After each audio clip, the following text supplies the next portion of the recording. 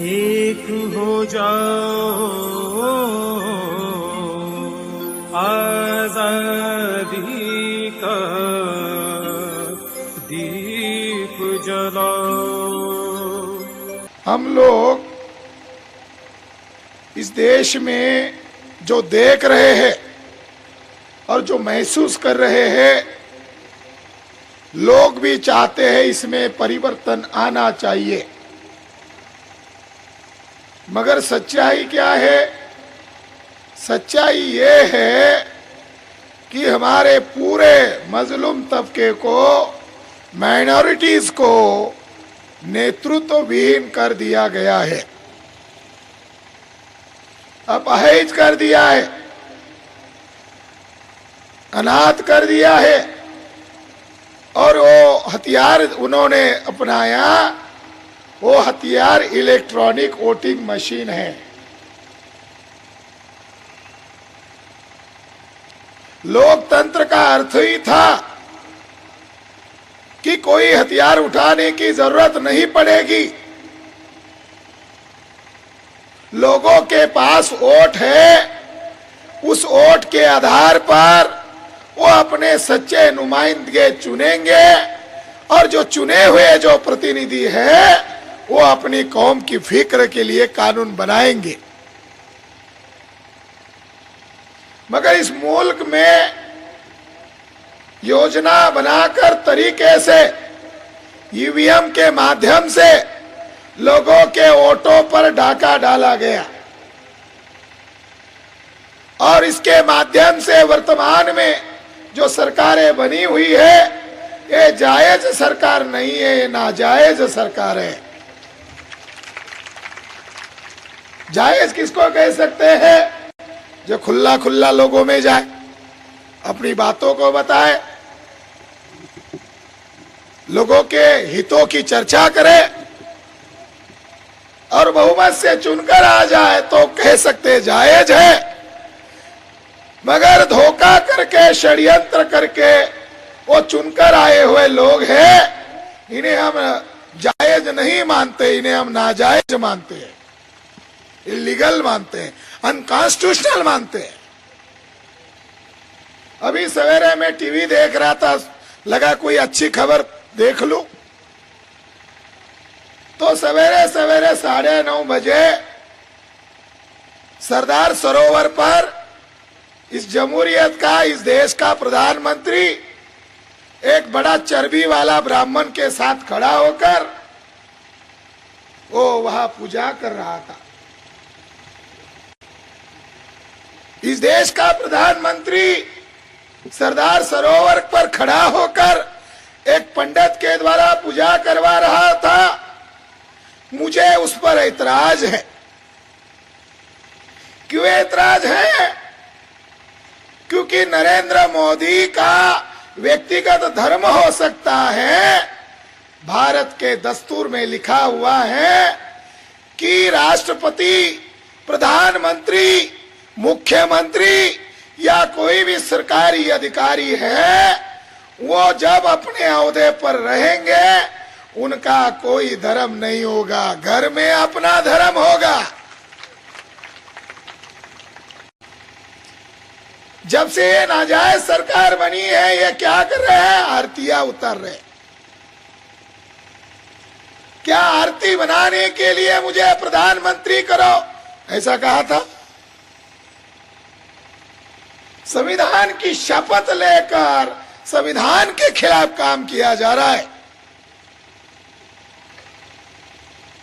सुब्रमण्यम स्वामी ने supreme court में case दर्ज किया था और 8 अक्टूबर 2013 को सुप्रीम कोर्ट ने मान्य किया था कि ईवीएम मशीन के साथ छेड़छाड़ की जा सकती है। इसलिए आइंदा जो चुनाव होंगे वो केवल इलेक्ट्रॉनिक वोटिंग मशीन के द्वारा नहीं, इसके साथ वीवीपीएटी सिस्टम लगाया जाए, पेपर ट्रेल सिस्टम लगाया जाए। यूपी का चुनाव हुआ, यूपी के चुनाव के बाद मुसलमानों ने स्वीकार किया कि उनके वोट का वैल्यू 0 हो गया।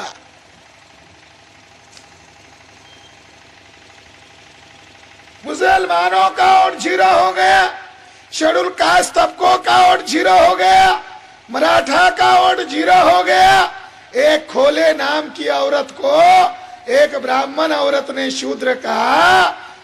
कितने सारे मंत्री है मराठा लोगों के, उस औरत के खिलाफ एक भी MP MLA ने आवाज नहीं खोला। इतनी दहशत मराठा मंत्रियों के ऊपर है। तो हमारी अगर सत्यानाश की अगर कोई वजह है, भारत में दस्तूर है, मगर दस्तूर होने के बावजूद जो तंत्र था, लोकतंत्र था, इसके ऊपर जिन लोगों ने कब्जा किया है, ये कब्जे को हमको समझना बहुत जरूरी है। मुसलमान लोग ऐसा मान रहे हैं कि 2014 के चुनाव के बाद बहुत जुल्म हो रहा है, बीजेपी आने के बाद बहुत जुल्म हो रहा है, मगर ये अधूरा सच है। इसका मतलब इसके पहले कोई कल्याण हो रहा था? बिल्कुल नहीं हो रहा था। बीजेपी RSS खुला दुश्मन है, मगर RSS को पैदा करने वाली जो मां है वो कांग्रेस है, और कांग्रेस ने RSS की स्थापना किया। अगर कांग्रेस नहीं होती तो RSS नहीं होता, बीजेपी नहीं होती, माँ बाप नहीं होते तो बच्चे होते।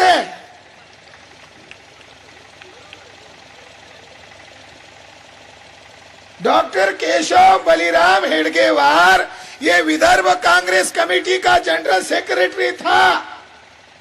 इसको योजना के तहत RSS नाम की तंजीम बनाने को कहा। कांग्रेस ने RSS को स्थापित किया। खुला दुश्मन दिखाई देता है, मगर छुपे हुए आस्तीन के सांप दिखाई नहीं देते, डसते हैं।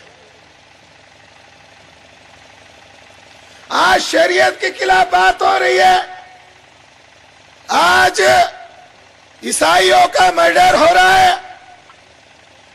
लिंगायतों ने कहा हम स्वतंत्र हैं, हम आपके गुलाम नहीं हैं। जब इसके लिए पत्रकार होने के नाते गौरी लंकेश ने जब आवाज उठाई, तब उसको गोलियों से मार दिया गया। तस्लीमा नसरीन इस्लाम के खिलाफ बोलती है तो उसको नवाजा जाता है, और गौरी लंकेश बोलती है तो उसे गोलियों से भुना जाता है।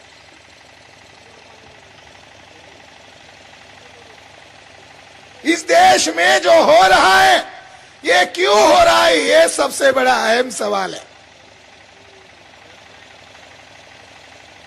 मुसलमान इस देश में 15% है, और रो रहे हैं कि RSS बीजेपी वाले ये कर रहे वो कर रहे हैं। ईसाई भी है, लिंगायत भी है, बुद्धिस्ट क्रिश्चियन भी है, सिख भी है, मगर सच्चाई क्या है हमको आंकड़े के आधार पर देखना चाहिए। लोगों को पता नहीं है। इस देश में केवल मात्र 3% ब्राह्मण आबादी है, ज्यादा आबादी नहीं है, 3% है। और उन लोगों ने संसद पर कब्जा किया, कार्यपालिका पर कब्जा किया, न्यायपालिका पर कब्जा किया, मीडिया पर कब्जा किया। बापू तो थे, अभी बापिया भी बनाया, यानी ट्रेडिशनल मीडिया पर भी कब्जा किया। और कब्जा कैसा किया? अनियंत्रित कब्जा किया, और अनियंत्रित कब्जा करने के लिए EVM का सहारा लिया। EVM के माध्यम से उन्होंने ब्राह्मणों का तंत्र स्थापित कर दिया। मगर ब्राह्मण है कौन? जो दूसरों को सर्टिफिकेट दे रहा है। आपको खाना क्या चाहिए, आपको पहनना क्या चाहिए, मदरसों में पढ़ाना क्या चाहिए, ये तय करने का अधिकार भारत के दस्तूर ने हमको दिया है। इन ब्राह्मणों की क्या औकात है जो हमको ये कह रहे हैं कि आपको ये करना है, वो करना है, इस देश में रहना है तो ये कहना है। अरे वंदे मातरम संस्कृत भाषा का है भाई, वंदे मातरम संस्कृत भाषा में लिखा, आनंद मठ नाम के कथा की नॉवेल में लिखा, कादंबरी में लिखा। और गाने वाले लोग पहले कहते हैं कि हमें भारत को आजाद करना है और आजाद करने के पहले हमें जनजाति और मुसलमानों का कत्ल करना है, फिर वो गाते हैं वंदे मातरम। हमारे लोगों को कहा वेद पढ़ोगे तो जो आपकी जिभा काटी जाएगी, सुनोगे तो कान में शीशा डाला जाएगा। हमारे लोगों को संस्कृत पढ़ने के लिए तुम लोगों ने मना किया था, आप जबरन कह रहे हो, अब कहो। साथियों, इस देश में जो हो रहा है इसके लिए जालिम तो जिम्मेदार है, हमारे लोग भी जिम्मेदार हैं।